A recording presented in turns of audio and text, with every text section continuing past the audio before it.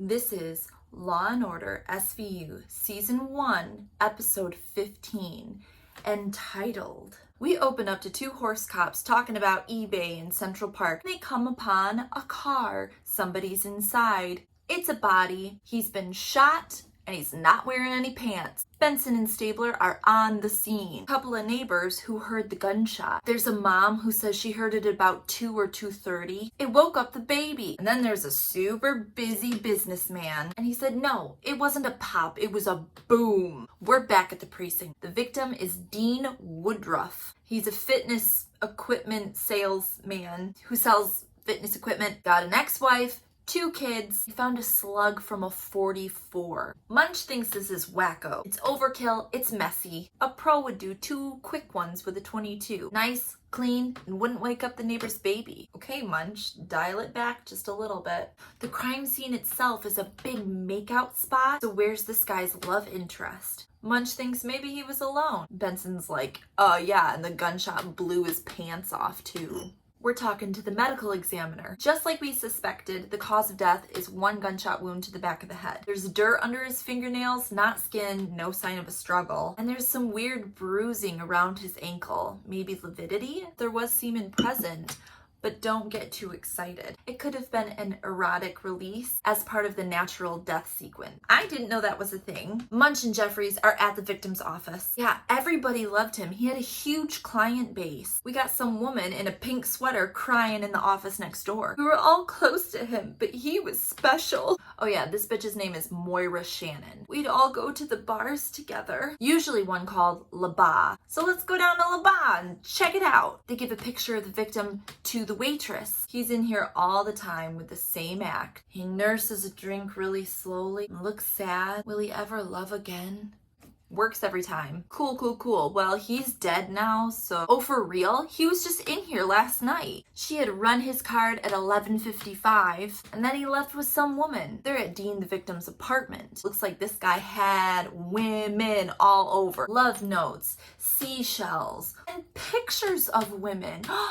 What's this? It's a picture of Moira Shannon. Close friend my ass, Moira. And just then, Jeffries gets a phone call. Moira Shannon has 2 gun permits. One for a 9mm and one for a .44. Okay, Moira, what the fuck's going on? We dated for a while. I wasn't really over him. She sure did have those 2 gun permits, but she claims that she sold that .44 like 5 years ago to some gun shop. We're back talking to that waitress, Butterfly Clip City, and now it's during her shift and she is way too busy. They give her a picture of Moira. You recognize her? Oh, vodka tonic. No, she was old news because she remembers the drink that this face ordered. That's stupid. She's looking through the pictures. No. Oh, he links one of the girls to a couple that's sitting like literally right over there. And also, Dean usually has to do about 10 minutes of his sad boy, poor me story to rope a girl in. Not this girl. He barely had to open his mouth. So they go over to that other table and they talk to the 2 assholes sitting there. Yeah, we're dicks, but I'll tell you another thing. Dean was with one of the Mulroneys. I can't say their last name. Who are the Mulroneys, you want to know? I'll tell ya. Stephanie Mulroney is the daughter of the previous governor of New York. Their family's got tons of money. They're very respected and they've got a lot of tragedy. They lost a son, they lost a daughter. So we're back at the precinct and we find out that 33-year-old Stephanie Mulroney isn't responding to their messages. And then, the intern is like, hey, Cragen, you've got somebody in your office. His name is Rumsey? Oh yeah. Cragen knows exactly who that is. It's Patrick Rumsey, who happens to be the legal advisor for the Mulroney family. Hi, baby. Shit. Okay, and we're back. He's sitting in Cragen's office and he basically says, oh yes, she witnessed this crime. We've taken her statement and we'll give that to you later. Cragen's like, bitch, we'll take our own statement. Thank you very much. You'll get it when we're ready. Benson and Stabler head over to the Mulroney house to get a statement from Stephanie. She's not there because she's in seclusion at a private hospital for trauma. But they do get to talk to her mom, whose name, no joke, is Regina Mulroney. Regina. She's throwing her privileged weight around. We're not getting anywhere here. We got to go to that hospital and talk to Stephanie. When Benson and Stabler get to the hospital, they first ask the doctor, can we get the clothes that she was wearing that night? She changed before she came in. So they finally meet Stephanie. And sitting next to her is Patrick Rumsey and Regina, her mom, fielding all of her questions. Did you leave the bar with Dean? Yes. She says that she met Dean that night at the bar. What time did you leave? I don't remember. What happened in the car? Apparently, she leaned over to change the radio station. What was playing? I don't remember. That's when the shooting happened. Did you get a good look at the guy? She said, white male, round face, black rimmed glasses. Why didn't you call the police? It's just so awful. And the mom's like, okay, that's enough, bye. We're back at the precinct and they're filling Cragen in. So did they have sex? Stephanie implied no, but she's got her two bulldogs around her that are stiff-arming our entire interview. She is gonna make a composite sketch and that's about it. Cragen's like, let's talk about outside motives. Tons of women. His ex-wife. We're looking for jealousy and betrayal. Ballistics come back and guess what? Those bullets, they're called Black Talon. Cop killers. And they're not even made anymore. So now we know the gun and the bullet.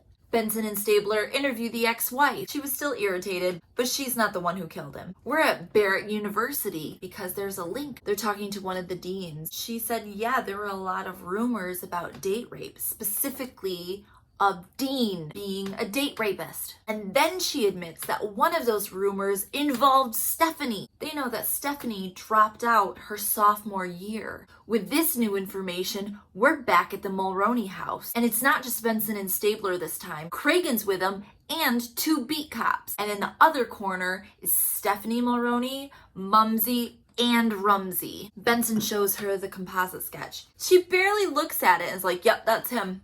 Do you want to make any adjustments or anything? No, it's fine. It looks great.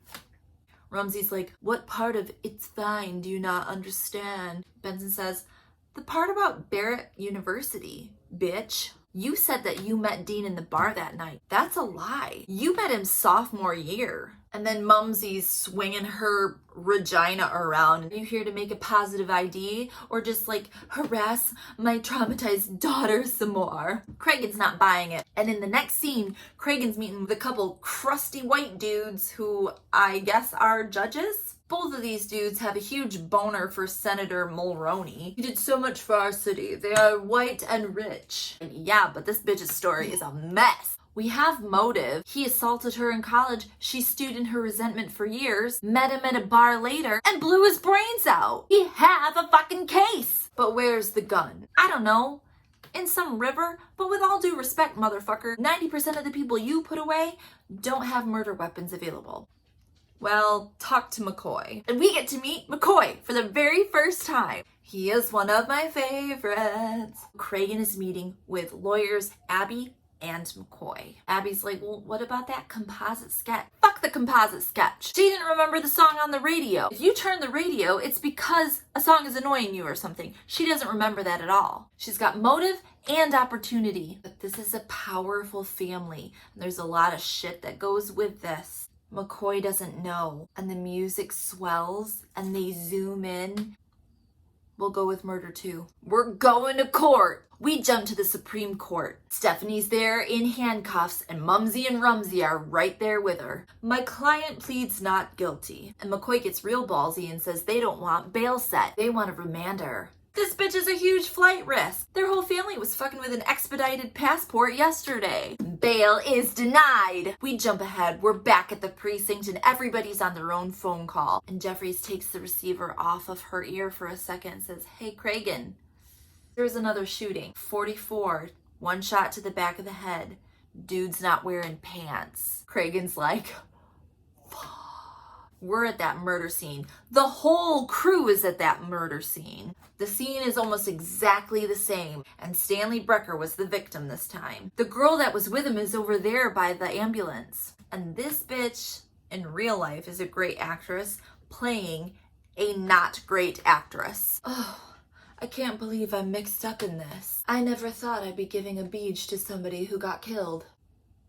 Okay, did you get a look at this guy? Yeah, he had black glasses like Buddy Holly. They visit this victim's house and talk to his wife. By her accounts, he was a really faithful, loyal family man, but he worked a high-pressure government job. He even was recently shaken down by some goons. We're back at the precinct, and Cragen's losing his shit. This Mulroney thing could end his career. All right, let's go back through and check for open cases using a 44. Here's one he remembers, and he calls Lenny Briscoe the one that was on the case with him. It was a parked car, shot to the back of the head with a 44. The only description was from Jill Templeton. The description given was wearing black glasses like Buddy Holly. Okay, Craigie, I got bad news and good news. Bad news. It's not the Mulroney girl. But the good news is we found a gun shop owner who sold a 44 and those cop killer bullets to somebody with black rimmed glasses. They go to him and get the name, Arthur Pruitt. Then they track Arthur Pruitt down. I'm the guy you're looking for. So they put Arthur Pruitt in a lineup. They bring in the bad actress. She says number 3. They bring in Jill Templeton from years ago. She says number 3. Then they bring in Stephanie Mulroney, number 3. They all identify Arthur Pruitt. So now they got to get a confession. Green and Briscoe try first and try to appeal to his ego. That doesn't work. Munch and Jeffries go in and play good cop, bad cop. It's hilarious trying to see Munch be intimidating. That doesn't work either. Then Benson and Stabler go in, but Stabler starts to crack him. He says, under coercion, this is a yes. We also get this little eyebrow flick from Stabler, which I could watch on repeat. Anyway, well, he confessed. Cragen is like, the judge is gonna rip my butthole open. But Munch says, he's been stonewalling us for hours, and now he flips? What's his agenda? So Munch goes to visit the ME. Yeah, the gunshot wounds are extremely similar, but look at these photos. This guy had bruising all over. Somebody beat the crap out of him. We jump to Cragen in Judge Schiff's office. Yeah, he's getting his butt handed to him, and then the Mulroney gang walks in. He's forced to basically eat his shorts and apologize. And when Cragen leaves, Munch comes up and says, hey, wait a minute. None of this makes sense. Hear me out. That second Vic was a family man, but he dies while he's getting some random beach by some random hoe. His wife says that he got shaken down. Then they all identified the same dude immediately. It's too neat. It's too clean. I can feel it in my bones. Stephanie Mulroney killed Dean Woodruff, and the family is going to great lengths to cover it up. And Cragen says, I'm going to pretend we did not have this conversation. He walks away with his hands up, Munch yelling his theory after him. And that was Law and Order, Season 1, Episode 15. Jum Jum!